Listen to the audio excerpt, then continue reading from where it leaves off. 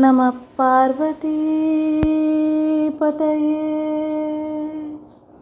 ஹர ஹர மகாதேவா. தெய்வத்தின் குரல் 2ஆம் பாகம் 216ஆம் பகுதி. விவாகம் தர்மத்துக்காகவே ஏற்பட்டது. தர்ம, அர்த்த, காம, மோக்ஷம் என்று 4 புருஷார்த்தங்களை சொல்கிறோம். இதிலே முதலாவதான தர்மம் எப்போதுமே விட்டு போகக்கூடாது. அர்த்தம், அதாவது பணம் சம்பாதிப்பதும் காம அனுபவமும் ஒரு காலத்தில் விட்டு விடுபவை. ஆனால் இவற்றை அனுபவிக்கும் காலத்திலும் தர்மத்திலிருந்து விலகக்கூடாது. சாஸ்திர தர்மங்களையும் விட்டு சந்நியாசியாகிற போது கூட ஒருத்தன் தர்மத்திற்கு அப்பாற்பட்டவனாகி விடுகிறானே தவிர அதை ஆக்ஷேபிக்கிறவனாகவோ அதர்மத்தை செய்கிறவனாகவோ ஆகிவிடவில்லை. சந்நியாச தர்மம் என்றுதானே அவன் பின்பற்ற வேண்டியவைகளையே சொல்கிறோம். பூர்வ மீமாம்சை என்ற கர்ம காண்டம், உத்தர மீமாம்சை என்ற ஞான காண்டம் முதலியவைகளை பற்றி முன்பே சொன்னேன். இவற்றில் பூர்வ மீமாம்சை சூத்திரம் அதாதோ தர்ம ஜிக்ஞாசா என்று ஆரம்பிக்கும். தர்மத்தை பற்றிய விசாரணை இனி ஆரம்பிக்கிறது என்று அர்த்தம். உத்தர மீமாம்சா சூத்திரம் பிரம்மசூத்திரம் அதாதோ பிரம்ம ஜிக்ஞாசா, அதாவது பிரம்மத்தை பற்றிய விசாரணை இனி ஆரம்பிக்கிறது என்று முதல் சூத்திரத்தில் சொல்கிறது. பிரம்மத்தையே விசாரித்து தியானிக்கிற போது தர்மத்தை பற்றிய நினைவும் போய்விடுகிறது. கர்மம் உள்ள துவைத்தமான லோகத்துக்குத்தான் தர்மம். அத்வைத்தமான ஞானத்தில் லோகம் இல்லாததால் தர்மத்தை பற்றிய விசாரணை இல்லை. அதனால் அது தர்ம விருத்தமானது, தர்மத்துக்கு முரணானது என்று அர்த்தமில்லை. அதற்கு மேலே போனது, அதற்கு அதீதமானது என்றே அர்த்தம். கீதையில் பகவான் சர்வ தர்மான் பிரத்யக்ஞ, எல்லா தர்மத்தையும் விட்டுவிட்டு என்னையே சரணடை என்று சொல்கிறார் என்றால் அதர்மக்காரனாக ஆகி என்னிடம் புகழடை என்பதாகவா அர்த்தம் பண்ணுவது? தர்ம அதர்மங்களை பற்றிய விசாரணையை விட்டுவிட்டு அவற்றுக்கு மேலே எழும்பி இரண்டுக்கும் மூலமான வஸ்துவிலேயே பிடிப்பை வைத்துக்கொள் என்றுதான் அர்த்தம். இது உள் அனுபவம். இந்த அனுபவத்தை பெற்ற ஞானிகள் வெளியிலே செய்கிற காரியங்கள் தானாகவே தர்மமயமாகத்தான் இருக்கும். அதனால்தான் மகாத்மாக்களாக உள்ள சந்நியாசிகள் கான்ஷியஸாக புத்திபூர்வமாக தர்மத்தை பண்ண வேண்டும் என்று உத்தேசிக்காவிட்டாலும் அவர்கள் செய்வதெல்லாம் தர்மமாகவே இருப்பது. மொத்தத்தில் தர்மம் என்பது ஒருவனை எப்போதுமே விடுகிறதில்லை.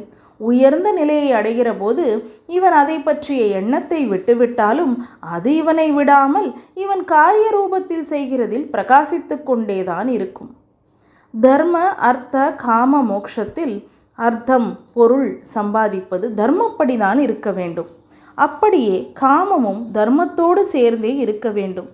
இதைதான் காளிதாசன் ரகுவம்சத்தில் திலீபனை கொண்டாடி சொல்கிற போது அபியர்த்த காமோ தஸ்யாஸ்தாம் தர்ம ஏவ மனிஷினக என்கிறான். நல்லறிவு பெற்ற அவனுடைய அர்த்தம் காமம் இரண்டும் கூட தர்மமாகவே இருந்தன என்று அர்த்தம். அர்த்த காமங்களை இப்படி தர்மப்படி ஆண்டு அனுபவிக்கிறதே கிரகஸ்தாசிரமம், இல்லறம். அதற்கு ஆரம்பம்தான் விவாகம். பிரம்மச்சாரிக்கும் சந்நியாசிக்கும் அர்த்த சம்பாதனம், காம அனுபோகம் இரண்டும் இல்லை. இந்த 2 ஆசிரமங்களுக்கு நடுவே பாலம் போடுகிற மாதிரி அமைந்துள்ள கிரகஸ்தாசிரமத்தில் இந்த இரண்டும் அனுமதிக்கப்பட்டிருக்கின்றன. உயிர் வாழ்வதற்கு பொருள் வேணத்தான் வேண்டும். கர்மாப்படி பல உயிர்கள் பிறப்பதற்கு காமமும் வேணத்தான் வேண்டும்.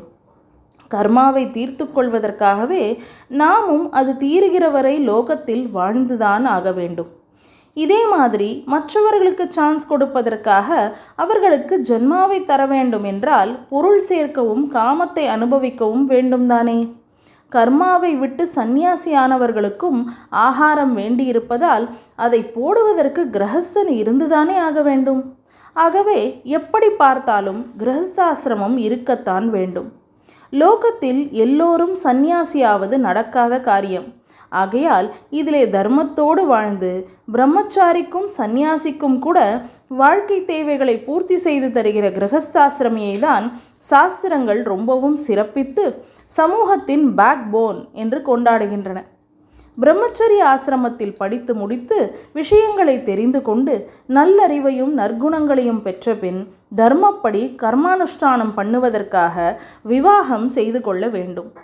விவாகத்தை 40 சம்ஸ்காரங்களில் ஒன்றாக வைத்திருக்கிறது. அதாவது ஜீவனை பரிசுத்தி பண்ணுகிற புண்ணிய கர்மாவாக வைத்திருக்கிறது.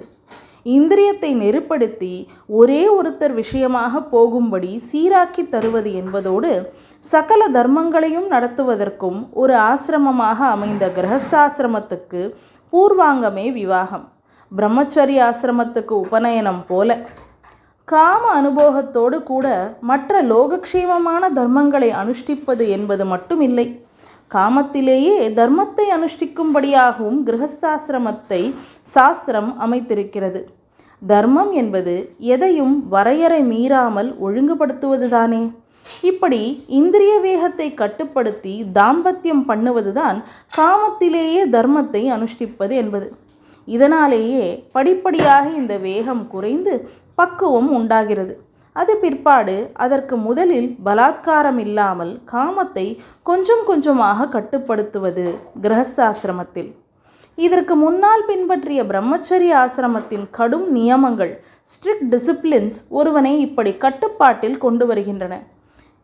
எப்போதும் வேலை போது கவனிக்காமல் பசுவேகத்தில் இவனை அடித்து கொண்டு போகாமல் அது காப்பாற்றுகிறது.